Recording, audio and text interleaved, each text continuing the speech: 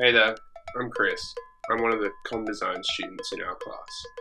Generally, I work with pens and pencils and other CAD programs, but most of all, I work in an X and Y axis. In this elective, though, I'm trying to wrap my head around a 3D axis with an extra Z banging there. Anyway, I guess I'll work it out. So here's how I went. First off, I started with a scan of a piggy bank using 123D Catch. It wasn't very successful and only rendered kind of half of what I wanted. Next up, I tried a set of pliers. I hung these from a wire from the roof and shot it in my garage. However, there was way too much information that caught with it, and the fluorescent lighting from above reflected off parts of it and picked up some really odd obscurities within it, so that wasn't going to work for me.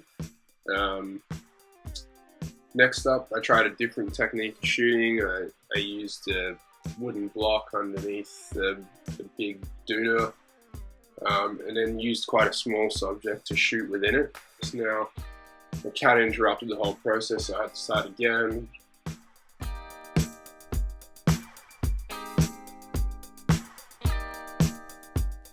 I wish I had more time to experiment with actually capturing it using a DSLR camera, which is what I'm more used to. In this capture, part of it was great, other parts of it were terrible. I think most of that had to do with the lighting. Again, using ambient light from indoors and not really having the best setup or understanding of the software yet. I tried using one half of the dog that was quite well rendered and making this use the mirroring functions to mirror in the second half of it. However, I created kind of this weird three-eyed, two-tailed dog that, yeah, it wasn't working for me pretty much.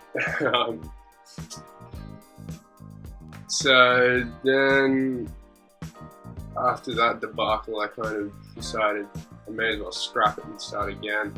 This time I changed the lighting situation and I used a sander. I scanned this sander outdoors on a little wooden bench, just using daylight and making sure that each shot was quite close proximity of the actual object. I think that helped me gain a heap more information in each photo, and the rendering process was a lot faster than what I typically found. But yeah, I was pretty happy with this render in the end. It had a lot of detail, and I think I'm getting my head around it. So yeah, thanks for listening.